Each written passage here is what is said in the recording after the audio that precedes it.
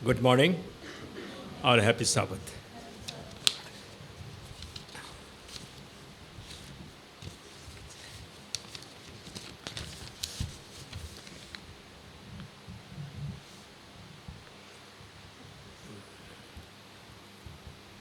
Bible में एक घटना के बारे जिक्र है जो सिर्फ एक जगह है और एक जगह ही पाया जाता है और कहीं उस घटना के बारे और जिक्र नहीं है। तो ये घटना कहने से क्या आप गेस कर सकते हैं जो एक बार ही जिक्र किया हुआ है? कोई बता सकते हैं?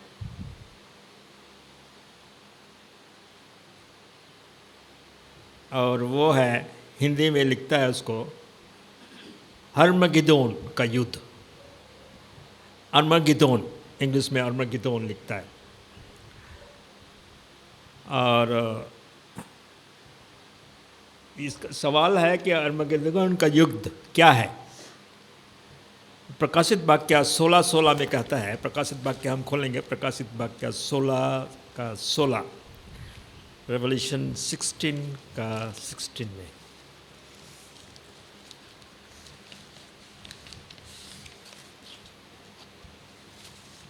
और उन्होंने, यहाँ पे लिखा है, और उन्होंने उनको उस जगह इकट्ठा किया जो इब्रानी में हर्मगिदोन कहलाता है। ये हर्मगिदोन, ये सिर्फ यहाँ पे जिक्र किया हुआ है, उसके अलावा और कहीं जिक्र नहीं है। यह एक रहस्यमय शब्द है, सिर्फ इसी पद में यह दिखाई देता है और यूनानी साहित्य में इसे कहीं पाया नहीं जाता है। यह ध्यान देने की बात है, इस स्थान पर इस्राएली इतिहास में अनेक बार उन्होंने लड़ाई लड़ा उस मेगिदो पहाड़ पर के आसपास वही केंद्रित था। और एक कहानी हम जानते हैं कि वो करमेल पर्वत जो था, उसी मेगिदो पहाड़ के के नज़दीक ही क्षेत्र है। वहाँ पे एलिया अहाब राजा के टाइम में, जो इसराइलियों का राजा अहाब था, तो वो और जितने भी राजा थे उनसे कहीं वो काम किया जो परमेश्वर के दृष्टि में अच्छा नहीं है। और इस तरह से उसकी जो रानी थी इजबेल, वो किसी और जाति की थी, कहते हैं वो शिदोनी थी, और वो बाल देवता और अशेर देवताओं की पूजा करती थी। और इस तरह से वो राजा भी, जो अहाब राजा ने बाल देवता और क्या क्या देवताओं सबका उनके लिए मंदिर बनवाए, उसके लिए वो ऊंचे स्थान बनवाए। और इस तरह से जितने भी जो ईश्वर के नबियाँ थे, जो उसको वो इजबेल ने मरवाई। और उसमें कहना चाहिए अहाब राजा भी सहयोगी था। और उसका जो एक सेनापति था वो ओबेद्या, हम पढ़ते हैं वो नबियों में, जैसे छोटे नबियों में के जो गिनती में आती है, होसे जो मलामुस ओबद्या जो नामिका। तो ओबद्या, जो वो ओबद्या था, वो उस समय बहुत से नबियों को छुपा छुपा के 100 50 करके छुपा के उनको बचाया था। जब नबिया जो थी वो इजबेल थी, जब मरवा रही थी। और इस समय एलिया कहीं और था, और वो जब वो आया तो फिर एलिया ने बोला कि ओबेद्या को जाओ उसको बताओ। तो ओबेद्या डर गया कि अरे इतने तो उसने, मैं जाके अगर बोलूँगा तो एलिया नबी आया है तो वो तो ओबेद्या बहुत यह अहाब गुस्सा करेगा और मुझको मरवा देगा। बोले नहीं, तुम जाके उसको बताओ, कोई बात नहीं। और उसके बाद जब अहाब राजा से मुलाकात हुई तो एलिया तो एलिया को बोल रहा है कि ये तू ही है ना जो हमें इस्राएली सबको सताया करता था, तुम ही हो ना ऐसा। उसने कहा कि तुम लोग जो है परमेश्वर का आज्ञाओं को नहीं माना, उल्लंघन किया, परमेश्वर के विरुद्ध काम किया। और उसने बाद चैलेंज किया, ठीक है तुम अपना बाल देवता पुजारी सबको ले आओ और हम उनके साथ एक चैलेंज रखते हैं। और उस कहानी को हम लोग जानते हैं कि उन्होंने 2 बछड़ा लिया, एक बछड़ा वो लोग लिया और एक बछड़ा अब इधर नबी की तरफ, एलिया की तरफ एक ही जन रह गया। जब वो एलिया ने बोला कि तुम लोग कब तक ये करते रहोगे, परमेश्वर की आज्ञा को नहीं मानोगे, तो वहाँ पे बोला ठीक है तुम लोग मेरे तरफ हो जाओ। माने उसको कौन लोग उधर है या इधर है, किसी ने जवाब नहीं दिया, कब तक बाल देवता को नहीं मानोगे। और वहाँ पे वो चैलेंज था उस करमेल पर्वत में। हम उस कहानी को जानते हैं कि वहाँ पे जब वो प्रदर्शन हुआ तो हम उस कहानी को पाते हैं पहला राजा उसका 18 में, पहला राजा उसका 18 में। उसको देखेंगे तो मज़ा आएगा। वो कहानी बहुत मज़ेदार है, कहानी नहीं एक सच्ची घटना है। और उसी करमेल पर्वत पर हुआ जो मेगिदो पहाड़ पर, यहाँ 18 में यहाँ पे दिया है 20 से हम पढ़ेंगे। तब अहाब ने सारे इस्राएलियों को बुला भेजा और नबियों को करमेल पर्वत पर इकट्ठा किया और एलिया सब लोगों के पास आकर कहने लगा, तुम कब तक दो विचार में लटके रहोगे? उधर भी मानते हो इधर भी मानते हो, ऐसा क्या? यदि यहोवा परमेश्वर हो तो उसके पीछे हो लो, और यदि बाल के हो तो उसके पीछे हो लो। लोगों ने तब किसी को हिम्मत नहीं हुआ कि एलिया नबी जब सामने है तो जवाब देने का, लेकिन उनको अपनी गलती महसूस हुआ कि हम लोग गलत कर रहे हैं। तब एलिया ने लोगों से कहा, यहोवा के नबियों में से केवल मैं ही रह गया हूँ और बाल के नबी 450 मनुष्य हैं। और उसके बाद उन्होंने 2 बछड़े लाकर उसको टुकड़े टुकड़े किए और एक अपने लिए चुनकर और एक उनको दिया। और उसने चैलेंज रखा कि दूसरे बछड़े को तैयार करके लकड़ी पर रखूँगा और कुछ आग ना लगाऊंगा, तब तुम अपने देवता से प्रार्थना करना और मैं यहोवा से प्रार्थना करूँगा, और जो आग गिरा कर उत्तर दे वही परमेश्वर ठहरे। और तब ऐसा चैलेंज हुआ और तब एलिया नबी ने उनको, बाल देवता वालों को, उनको पहले चांस दिया कि पहले तुम लोग कर लो भाई, पहले तुम लोग करके देखो, फिर परमेश्वर का उसकी शक्ति, उस सामर्थ्य को, उस कमाल को देखो कि परमेश्वर कैसा है। तब उन्होंने क्या किया पता?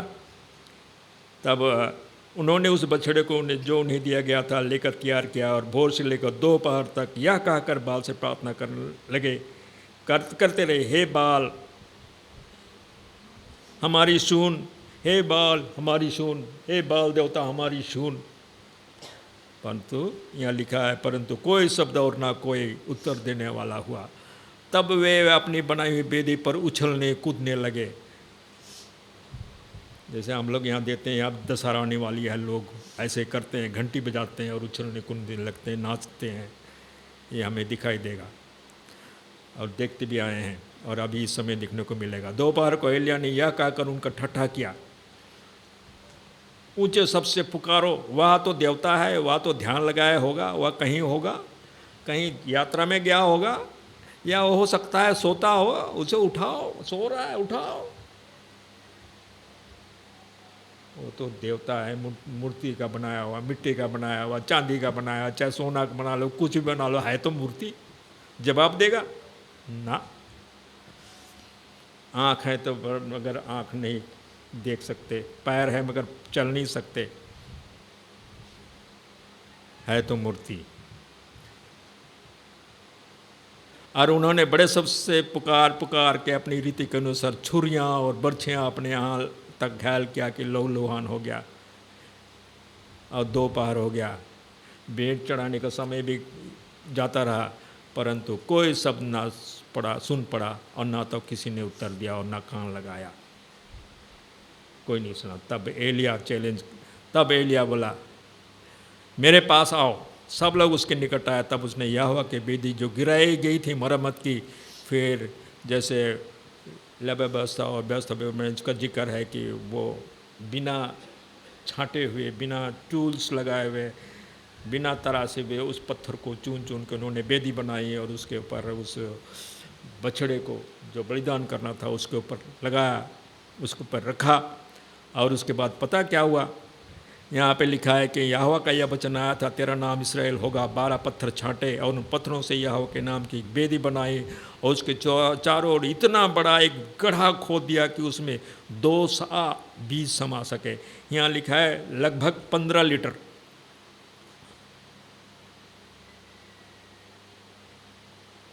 तब उसने वेदी पर लकड़ी को सजाया और बच्चे को टुकड़े टुकड़े काट कर लकड़ी पर रख दिया और कहा, 4 घड़े पानी उस होम बलि और उस लकड़ी के पर उंडेल दो।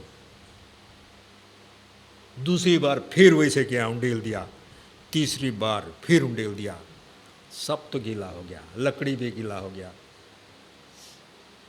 ऐसे माचिस जलाओ तो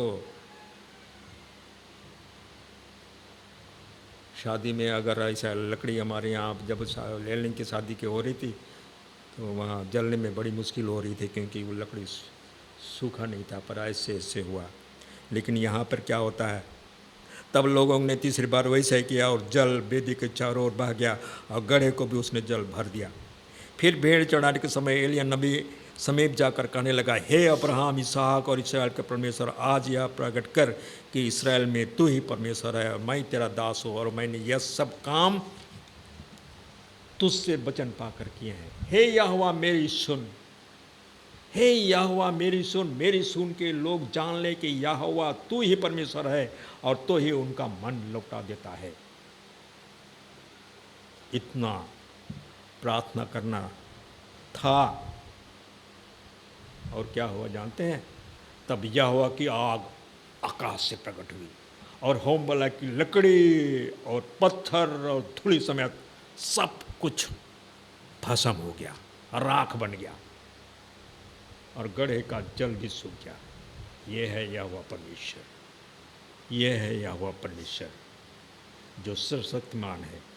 यह देखकर सब लोग मुंह के बल गिर बोल उठे, यहोवा ही परमेश्वर है, यहोवा ही परमेश्वर है। तब एलिय्याह ने उनसे कहा, बाल के नबियों को पकड़ो उनको और उन्हें से एक भी छूटने ना पाए। और सबको पकड़ पकड़ कर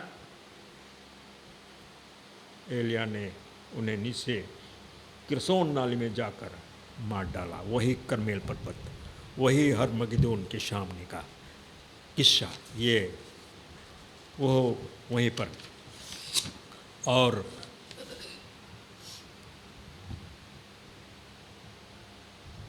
इससे हरमगिदोन के युद्ध को कुछ लोग थोड़ा सा उलट तरीके से बताते हैं, इसको विपरीत तरीके से। हरमगिदोन को राजनीतिक शक्तियों के बीच का 2 राजाओं की लड़ाई, या 2 जैसे अभी यहाँ इसराइल और फलस्तीन का जो लड़ाई अभी तक चालू है, इस तरह से रूस, चीन और इसराइल और इस तरह के उन लड़ाइयों के बारे की बात करते हैं। लेकिन यह ख्रिस्त की और शैतान के बीच की अंतिम लड़ाई है। प्रकाशित वाक्य 12:7 में लिखता है, हम पढ़ेंगे। प्रकाशित वाक्य 12 और 7 में लिखता है, फिर स्वर्ग में लड़ाई हुई और मिकाएल और उसके स्वर्गदूत अजगर से लड़ने को निकले और अजगर और उसके दूत उससे लड़े। वो लड़ाई परमेश्वर और शैतान के बीच का लड़ाई।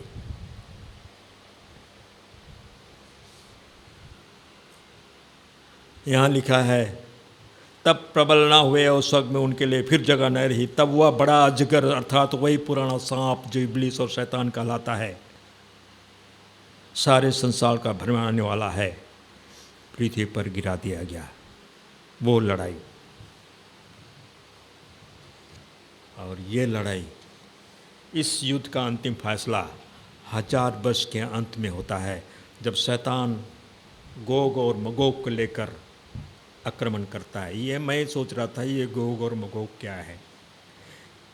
यहाँ पे दिया है गोग और मगोग परमेश्वर के लोगों के दुश्मन का एक संकेतिक चिन्ह है। गोग और मगोग जो परमेश्वर के पवित्र नगर पर हमला करते हैं। इसका वर्णन दिया है प्रकाशित वाक्य 20 का।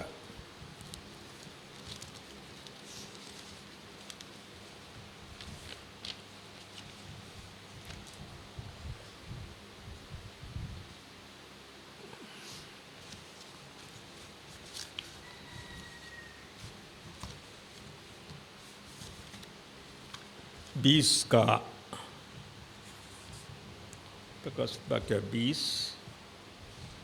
उसका 8। वह उन जातियों को जो पृथ्वी के चारों ओर होंगी,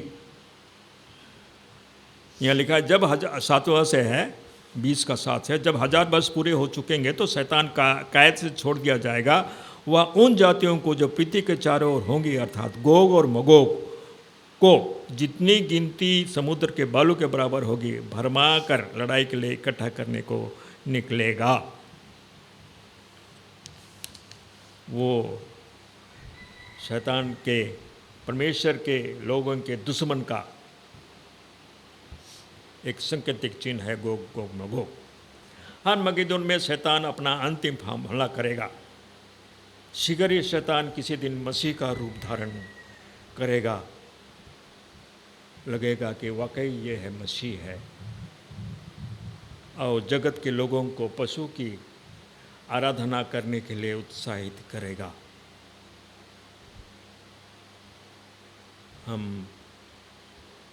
एडवेंटिस्ट लोग जो सबत को मानते हैं इस चीज़ को अच्छी तरह समझ सकते हैं कि वो आराधना की पूजा करने के लिए उत्साहित करेगा। अभी भी लोग ऐसे ही हैं जो कहें और ठीक है चलो यहाँ भी परमेश्वर की उपासना करते हैं, वहाँ भी परमेश्वर का उपासना करते हैं, बेहतर है जो नज़दीक है जो सुविधा है वहीं पे चले जाते हैं। तो वहाँ भी तो प्रार्थना करते हैं, यहाँ भी प्रार्थना करते हैं, लेकिन परमेश्वर की आज्ञा क्या कहती है। और यहाँ पे देता है कि शीघ्र ये शैतान किसी दिन मसीह का रूप धारण करेगा और जगत के लोगों को पशु की आराधना करने के लिए उत्साहित करेगा, संडे को उपासना करने को उत्साहित करेगा। हर मगिदोन की तैयारी के लिए और इन धोखों के सम्मुख दृढ़तापूर्वक खड़े रहने होने के लिए हमारे हृदयों में अभी ही तैयार की आवश्यकता है, और उस समय नहीं जब अंतिम घटनाएं पूरी गति में होने लगे। मगर जो उद्धार पाए हुए लोग जो मसीह को समझ सके हैं, उसकी आज्ञा को समझ सके हैं और उसकी आज्ञा को मानते हैं, उसके अनुसार चलते हैं, उद्धार पाए हुए लोगों को हर मगिदोन ये भयभीत होने या डरने की आवश्यकता नहीं है। इसके बदले यह हमारे उद्धारकर्ता के साथ संबंध बनाए रखने में अधिक ध्यान देना चाहिए। सेना के टैंक, बंदूक या जमीन के नीचे बंकर में भोजन वस्तु, चलो संकट आ जाएगा, युद्ध आ जाएगा, अपने को बचाए रखेंगे।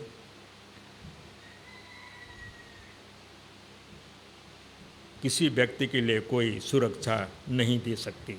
इसके विपरीत हमें यीशु की धार्मिकता के हथियार से अपने आप को सुसज्जित करने की आवश्यकता है।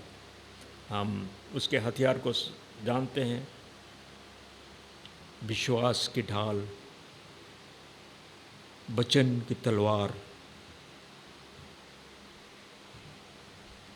ये सब परमेश्वर के हथियार हैं जो हमें अपने आप को सुसज्जित करने की आवश्यकता है। प्रकाशित वाक्य 14:12 हम शायद इसको कंठस्थ जानते होंगे। क्या लिखा है बता सकते हैं? पवित्र लोगों का धीरज इसी में है जो परमेश्वर की आज्ञाओं को मानते हैं। परमेश्वर की आज्ञाओं को मानते हैं मतलब उसके अनुसार चलते हैं। अगर वो मानेगा तब तो चलेगा। और यीशु पर विश्वास रखते हैं।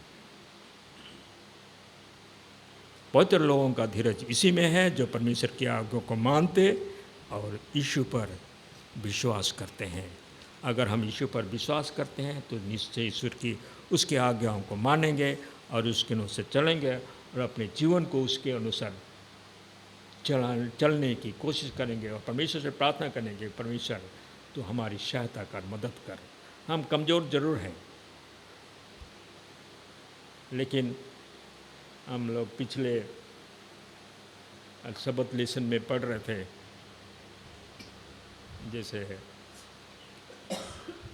मिस्र के राजा को बहुत सारे मौके दे दिए परमेश्वर ने, और एक एक करके मूसा वो विपत्तियाँ उनके ऊपर मूसा के द्वारा, यहोवा के द्वारा आती रही और उसका निदान होता रहा।